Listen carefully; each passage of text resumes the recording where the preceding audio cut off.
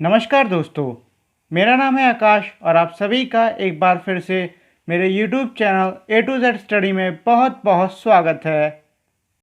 और जैसा कि आप में से कई लोग पहले से ही जानते हैं कि इस समय मेरे चैनल पर क्लास फर्स्ट इंग्लिश की पढ़ाई चल रही है और आज मैं आपको पढ़ाने वाला हूँ unit 6 if I were an Apple.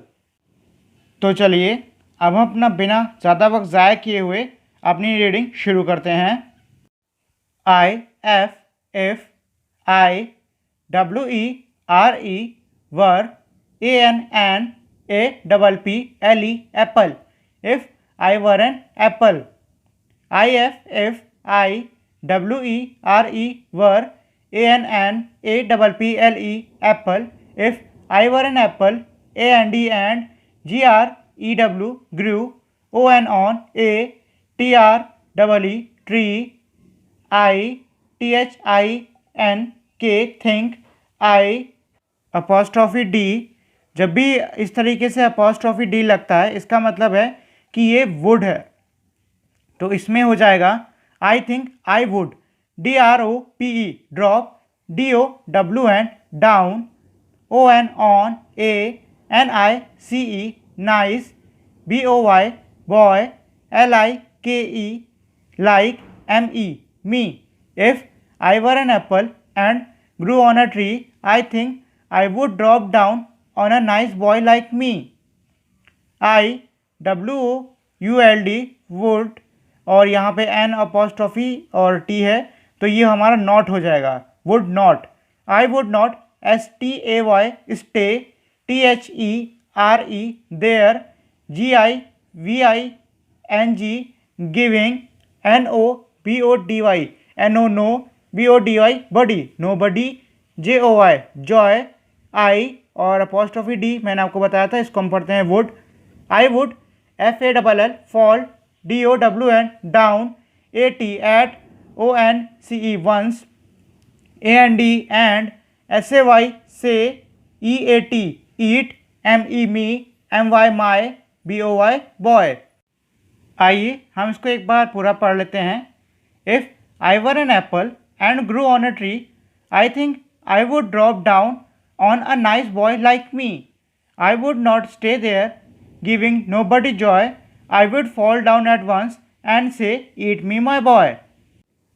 तो इसमें एप्पल का मतलब होता है सेब, ग्रू का मतलब होता है उगना या फिर बढ़ना, थिंक का मतलब होता है सोचना, ड्रॉप डाउन का मतलब होता है नीचे गिरना, नाइस का मतलब होता है अच्छा, बॉय का मतलब होता है लड़का, मी का मतलब होता है मैं, स्टे का मतलब होता है रहना, और गिविंग का मतलब होता है देना, नोबडी का मतलब होता है किसी को भी नहीं, जॉय का मतलब होता है खुशी, फॉल डाउन का मतलब होता है भी गिरना ही होता है, एंड इसमें हो गया हमारा ईट। हाँ, ईट का मतलब होता है खाना, और तो कुछ बचा नहीं। हाँ, से भी बचा है हमारा, से SAY से का मतलब होता है कहना। और इस पूरे का मतलब हो गया if I were an apple. If I were मतलब इसका मतलब हो गया कि अगर मैं एक एप्पल मतलब मैं एक सेब होता and grew on a tree, और अगर मैं पेड़ पे उगता, आई think I would drop down, मैं ये सोच रहा हूँ कि मैं नीचे गिर जाता, on a nice boy like मी मतलब एक अच्छे लड़के मेरी तरह अच्छे लड़के पे, आई वुड स्टे देयर मतलब आई वुडेंट स्टे देयर मैं वहाँ पर नहीं रुकता, गिविंग नो बडी जॉय मतलब सीधी बात है, अगर सेब किसी को खाने को नहीं मिलेगा तो किसी को कोई खुशी भी नहीं होगी। I would fall down at once और मैं तुरंत ही गिर जाऊंगा, and say eat me my boy और बोलूँगा कि मुझे खा लो लड़के। इस चैप्टर में कुछ क्वेश्चन भी हैं, आइए अब हम उनको भी कर लेते हैं। हमारा पहला क्वेश्चन है वेयर इज़ द एप्पल मतलब जो सेब था वो कहाँ था। The Apple is on the tree यानी कि जो सेब था हमारा वो हमारा पेड़ पर था। अगला क्वेश्चन है वेयर इज़ द बॉय लड़का कहाँ था। हालांकि इस चैप्टर में कहीं पर भी बताया नहीं है कि लड़का कहाँ पर था, लेकिन सीधी बात है लड़का ज़मीन पर ही होगा। The boy is on the ground मतलब जो लड़का था वो पेड़ के नीचे ज़मीन पर खड़ा हुआ था। अगला क्वेश्चन है हमारा how can the boy get the Apple मतलब ये है कि जो लड़का है वो सेब को कैसे पा सकता है। The boy can get the Apple after it fall down from the tree इसका मतलब ये है कि लड़का एप्पल को उस समय पा सकता है जब वह पेड़ से नीचे गिर जाएगा। अगला क्वेश्चन है fill in the blanks. If I were a word I would. इसमें ये दिया हुआ है कि आपको जहाँ पे रिक्त स्थान है वहाँ पे आपको भरना है। इसमें है if I were A bird, अगर मैं एक चिड़िया होता, आई वुड तो क्या होता, फ्लाई का मतलब होता है उड़ना, क्राई का मतलब होता है रोना। तो सीधी बात है चिड़िया उड़ती है, रोती नहीं है, तो आई वुड फ्लाई होगा। दूसरे में दिया हुआ है if I were a bee, bee का मतलब होता है मधुमक्खी। अगर मैं एक मधुमक्खी होता, आई वुड, सीधी सी बात है जो मधुमक्खी वो हमारी बज़ इस तरीके से आवाज़ करती है, उसको हम इंग्लिश में बोलते हैं बस। तो इसमें हम लिखेंगे buzz. If I were a bee I would buzz. अगला क्वेश्चन हमारा बहुत ही आसान है। इसमें है आपको ये जो डॉटेड्स वर्ड लिखे हैं, आपको इन डॉटेड्स वर्ड को कंप्लीट करना है और इनको एक बार पढ़ना है। तो वो आप कर लीजिएगा, बहुत ही आसान है। इसमें दिया हुआ है हमारा STUV। आपको इनको पेन पेंसिल की मदद से इसको कंप्लीट कर लीजिएगा और एक बार इसको ज़ोर ज़ोर से पढ़िएगा ज़रूर। अगला क्वेश्चन भी हमारा सेम है, से अलाउड, मतलब आपको इन शब्दों को तेज़ी से पढ़ना है। तो हमारे ये शब्द हैं apple, people, ripple, drew, grew, through, dew, few, mew, ball, call, fall. आपको ये सारे वर्ड्स पढ़ने होंगे। चलिए मैं आपको इनकी मीनिंग बता देता हूँ। एप्पल का मतलब होता है सेब, पीपल का मतलब लोग, रिपल का मतलब होता है किसी चीज़ में बदलाव लाना, जैसे कि अगर हमने पानी में कोई पत्थर डाल दिया तो वो जो लहर नहीं आती है तो उसको हम कहते हैं कि देखो वाटर में रिपल हो रहा है, मतलब पानी में हमारा बदलाव हो रहा है। ड्रू का मतलब होता है बनाना, ग्रू का मतलब होता है उगना, थ्रू का मतलब होता है फेंकना, ड्यू जो सुबह ओस होती है उसको बोलते हैं ड्यू, फ्यू का मतलब होता है कुछ, मतलब थोड़ी सी चीज़ें, म्यू हमारी बिल्ली जो म्याऊ म्याऊ बोलती है उसको बोलते हैं म्यू, बॉल का मतलब होता है गेंद, कॉल का मतलब होता है किसी को बुलाना और फॉल का मतलब होता है गिरना। और ये रहा हमारा आज के इस चैप्टर का आखिरी क्वेश्चन।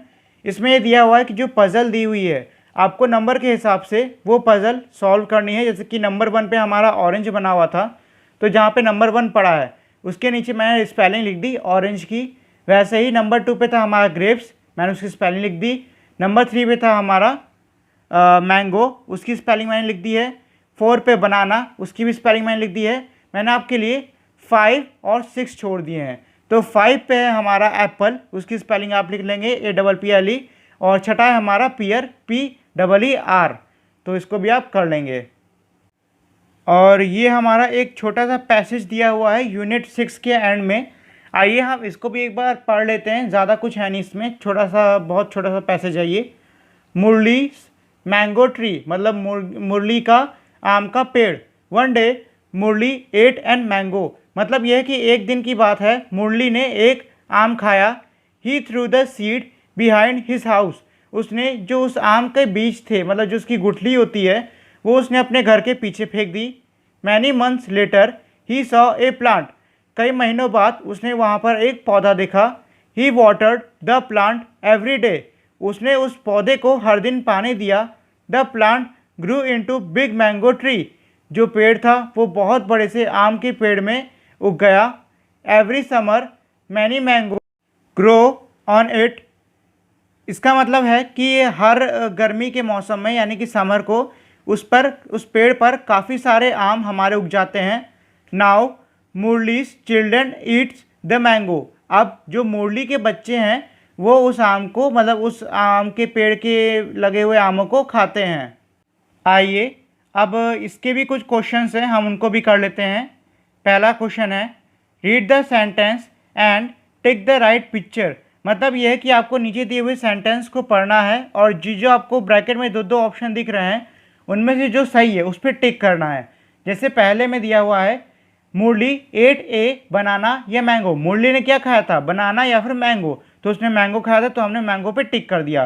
दूसरा है ही थ्रू द, क्या उसने फेंका था, मैंगो फेंका था या फिर बीज यानी सीड, तो उसने फेंका था seed. Many months later he saw a seed plant, मतलब यह है कि उसने कई महीनों बाद क्या देखा, पेड़ या फिर बीज, उसने देखा एक छोटा सा पौधा, सॉरी मतलब पेड़ पौधा वही एक चीज़ है। He watered the seed dash plant, मतलब उसने किसको पानी दिया, बीज को या पौधे को, उसने पौधे को दिया था, तो इसमें हमारा सही हो गया प्लांट। Many apples mango. अब आप बताइए कि मैंगो के मतलब जो आम का पेड़ है उस पर क्या उगेगा, आम या फिर सेब? सीधी बात है, आम ही उगेगा। तो हम यहाँ पे आम पे यानी कि मैंगोज पे टिक लगाएंगे।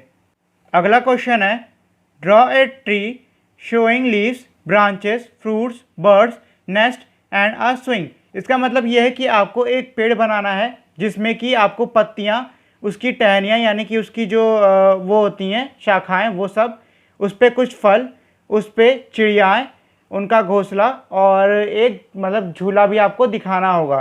तो आपको ये सब चीज़ें बना के इसमें दिखानी होगी। और ये हमारे इस वाले क्वेश्चन को करने के लिए आपको जो इससे पहले मैंने एक क्वेश्चन दिया था जिसमें आपको एक इमेज मतलब बनानी थी एक पेड़ की, आपको वो इमेज बनानी पड़ेगी क्योंकि ये सारे सवाल उसी पर हैं। जैसे कि पहला वाला में पूछ रहा है, describe the picture using all the words given above. मतलब ऊपर दिए हुए शब्दों को मिलाकर एक पिक्चर के बारे में, मतलब जो आपने पिक्चर बनाया है उसका वर्णन कीजिए, मतलब उसको डिस्क्राइब करिए। तो इसमें आप अपने हिसाब से इसको डिस्क्राइब कर सकते हैं। शुड ट्रीज बी कट, क्या पेड़ों को काटा जाना चाहिए? तो सीधी बात है, पेड़ों को नहीं काटा जाना चाहिए, गलत बात है। तो हम यहाँ लिखेंगे नो। आखिरी है हमारा, name some trees which you have seen. इसमें ये लिखना है कि आपको कुछ पेड़ों के नाम लिखने हैं जो कि आपने देखे हों। तो उसमें तो काफ़ी सारे पेड़ हैं, जैसे कि हमारा नीम का हो गया और हमारा बनियान ट्री यानी कि ये हमारा जो बरगद का पेड़ हो गया, ये हो गया। और भी बहुत सारे पेड़ हैं, आपने जो देखे हों आप वो उस हिसाब से इसमें लिख सकते हो। और ये था हमारे आज की क्लास का आखिरी सवाल। इसी के साथ में हमारी वीडियो यहीं पे ख़त्म होती है। अगर आपको ये वीडियो अच्छी लगी हो तो प्लीज़ हमारी इस वीडियो को लाइक करें, शेयर करें और मेरे चैनल को सब्सक्राइब करना ना भूलिएगा। मिलते हैं अब अगले वीडियो में, तब तक के लिए नमस्कार।